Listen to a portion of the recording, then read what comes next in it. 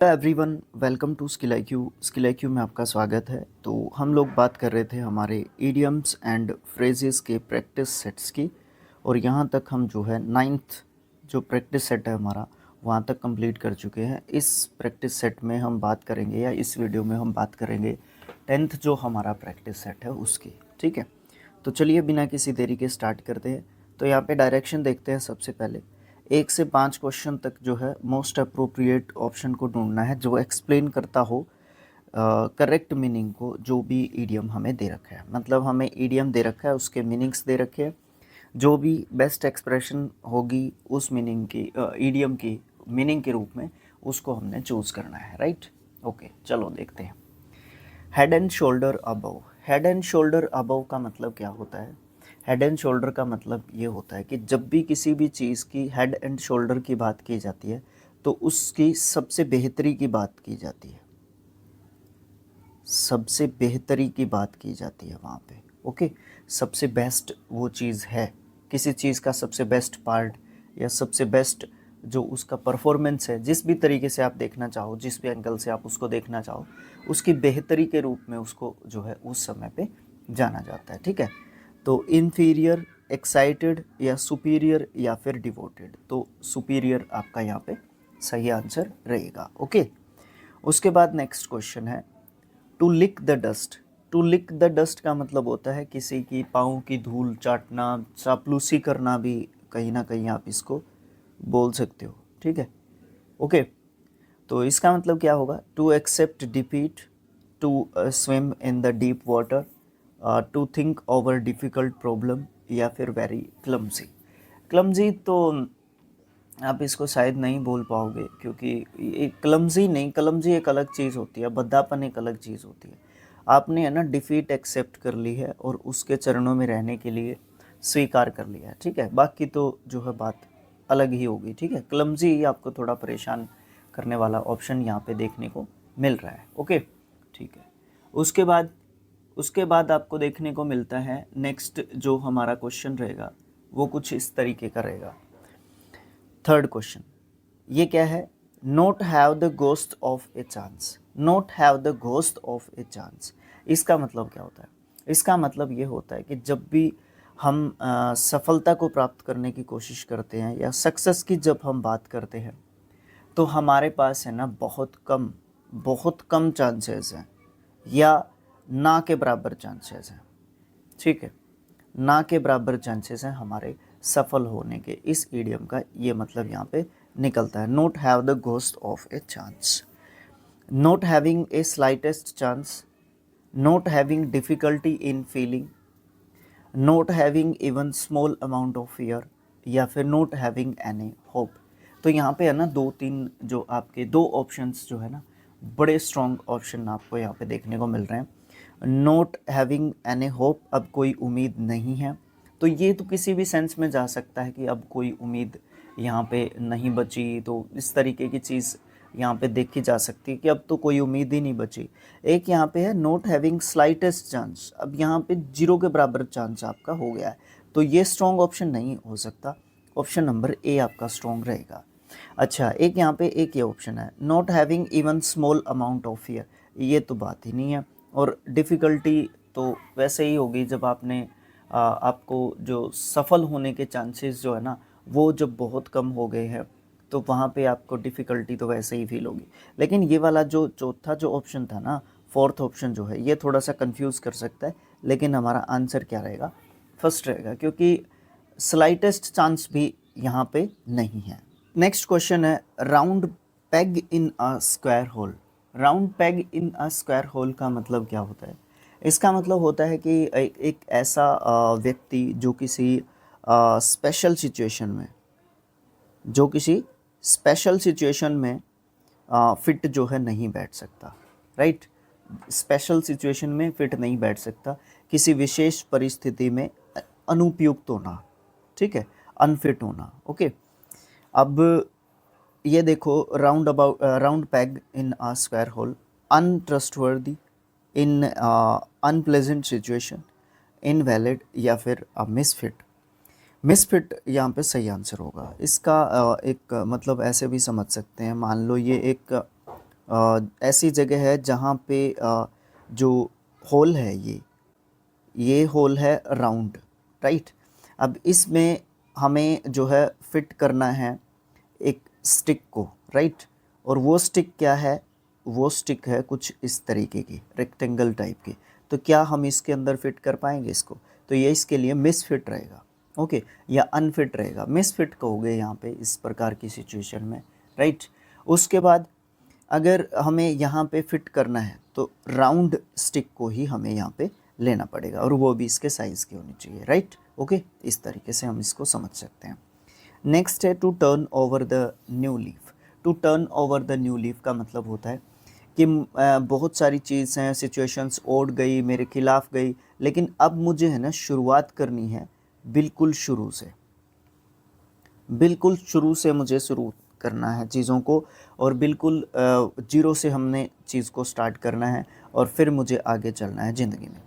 Changing one's behaviour positively, making a fresh conduct, changing way of speaking, altering या altering one's method. अब यहाँ पे तीसरे option को छोड़ के तीनों ऑप्शंस बड़े सिंपल नहीं हैं, बड़े सिंपल नहीं हैं, ठीक है।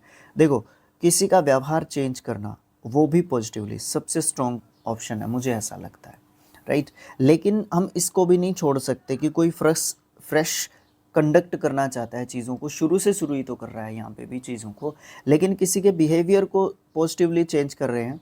तो देखो, शुरुआत से चीज़ को शुरू कर रहा है, लेकिन इसका मतलब ये नहीं है कि उसका व्यवहार चेंज हो गया हो, फिर वो हो सकता है कि गलत कर दे कुछ बीच में। तो इसलिए स्ट्रॉन्ग ऑप्शन ए रहता है। फिर यहाँ पे आ जाओ, किसी के मेथड को उसने अपने आप को मेथड को जो है क्या कर लिया, एक तरीके से ऑल्टर कर लिया है, ठीक कर लिया है, उसका ये मानना है, राइट।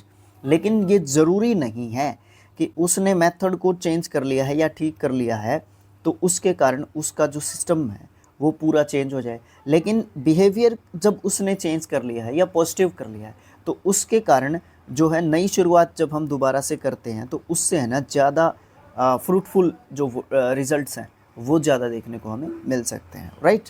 यहाँ पे ये समझने की चीज़ है। अच्छा, 6 से 10 तक के हमें ऑप्शंस दे रखे हैं, बेस्ट एक्सप्रेशन ढूंढना है ईडियम्स एंड फ्रेजेस का, लेकिन यहाँ पे ईडियम और फ्रेज को जो है क्या कर रखा है, हाईलाइट कर रखा है, राइट। उसके बाद हमने ऑप्शंस ढूंढने हैं। The thief was caught red handed. Red handed रंगे हाथ किसी को पकड़ना, राइट, रंगे हाथ किसी को पकड़ना।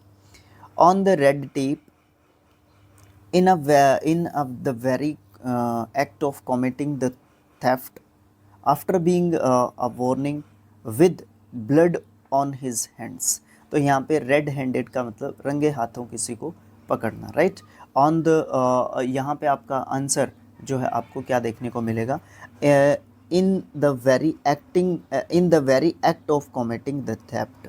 मतलब उस जगह पे आपने उस व्यक्ति को, उस पर्टिकुलर पर्सन को पकड़ लिया जहाँ पे वो गलती में एक तरीके से आपको मिल गया, ओके। उसने वहाँ पे गलती कर रखी है और वही उसकी गलती में वो वहीं पे फंस चुका है। तो इसलिए right answer option number B होगा। Ashish felt that he was in 7th heaven when he first saw the results। वो 7वें आसमान पे है। कौन है 7वें आसमान पे? आशीष। तो 7वें आसमान पे होना बहुत ज़्यादा खुश होना। इन सैडनेस, इन पेंसिव मूड, इन आउटरेज या फिर इन डिलाइट। तो ऑप्शन नंबर 4 आपका यहाँ पे सही आंसर रहेगा। वो डिलाइटेड मूड में है, वो बहुत ज़्यादा क्या है, खुश है, बहुत ज़्यादा हैप्पी जो है क्योंकि उस रिज़ल्ट उसके अनुसार आया ना उसका, राइट। उसके बाद his friends felt that Rukmini was in hot water for she could not submit her assignment on time। मतलब रुक्मणी के दोस्त सोचते हैं कि रुक्मणी जो है ना वो हॉट वाटर में रहेगी, फॉर किस लिए कि उसने ना अभी तक अपनी असाइनमेंट को समय पर जो है सबमिट नहीं किया है। इन हॉट वाटर मतलब इन आ सीरियस ट्रबल, इन आ सीरियस ट्रबल, ये सही आंसर हमारा यहाँ पे रहने वाला है, राइट। उसके बाद Peter and Ravi agreed to bury the हेटेज after a gap of 10 years। इसमें आंसर छुपा हुआ है। टू बरी द हेटेज का मतलब होता है जब भी लॉन्ग जो रिलेशनशिप्स होते हैं हमारे, डिस्टेंस वाले लॉन्ग रिलेशनशिप्स की बात नहीं कर रहा मैं, कहीं और ही मत लेके चले जाना इस बात को। लॉन्ग जो रिलेशनशिप्स हैं, लंबे समय तक जो रिलेशनशिप्स हमारे जो ख़राब हो चुके हैं, मान लो मैं और मेरा भाई है, ठीक है, हम दोनों की किसी बात पे कुछ झगड़ा हो गया, हम लोगों ने 10 साल तक जो है बात नहीं की, लेकिन 10 साल के बाद हमें एक दिन रियलाइज़ हुआ कि हम जो है ना उस चीज़ को तोड़ देते हैं, उस चीज़ को तोड़ देते हैं और रिलेशनशिप्स को हमारे बीच में दोबारा से बिल्ड अप करते हैं, तो उस चीज़ को हम जो है टू बरी द अटैच बोलते हैं, राइट। तो इसमें क्या करते हैं, हम रिलेशंस को रिस्टोर करते हैं, रिलेशनशिप्स को, राइट। ओके, तो ओपन फॉर डिस्कशन, ओपन हो जाता है डिस्कशन यहाँ पे, ठीक है। टू रिस्टोर द रिलेशनशिप्स या relationship after a long quarrel, ये बिल्कुल सही आंसर होगा यहाँ पे। डिस्कशन के लिए ज़रूर ओपन होता है, लेकिन इसमें टू बरी द अटैच तो है, बात किसके बारे में करता है, बात करता है रिस्टोर करना रिलेशनशिप्स को, वो भी लंबे समय के बाद, और उसमें आपका कुछ डिस्प्यूट, कुछ क्वारल, कुछ झगड़ा, कुछ आर्ग्यूमेंट हुआ था उसके कारण, right. To live happily ever after, या फिर टू बिकम एनिमीज, इनका तो कोई मतलब नहीं बनता है, राइट। पहले दोनों ऑप्शंस के बीच में थोड़ा सा एक तरीके से आपको थोड़ा सा देखने को मिल सकता था, अन्यथा आपका ऑप्शन नंबर 2 यहाँ पे राइट आंसर है। नेक्स्ट क्वेश्चन है 10th क्वेश्चन। यहाँ पे क्या आ रहा है, यहाँ पे आ रहा है Swati she's beat about the bush in her arguments. Swati क्या करती है, बीट अबाउट द बुश करती है अपने उसके जो आर्ग्यूमेंट्स उसके जो होते हैं उसमें, ठीक है। यहाँ पे कोई गड़बड़ तो नहीं हुई हमसे,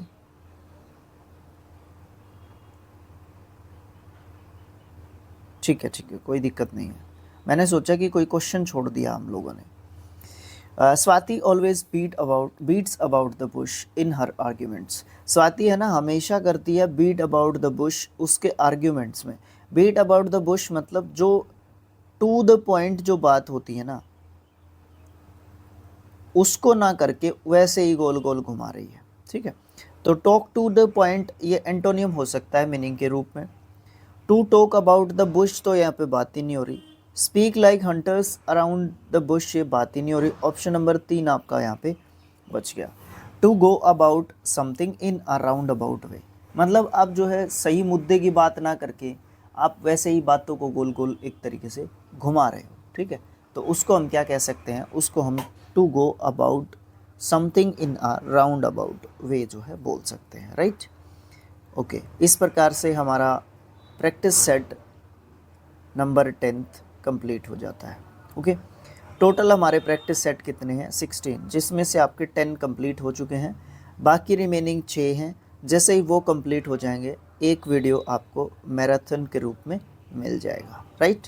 ओके, अब आपकी जिम्मेदारी है इसको शेयर करने की, चैनल को सब्सक्राइब करने की, ठीक है, और वीडियो को लाइक करने की, और कमेंट्स में डालो सजेशंस जो भी आप डालना चाहते हो, right. Okay, thanks for watching, thank you so much.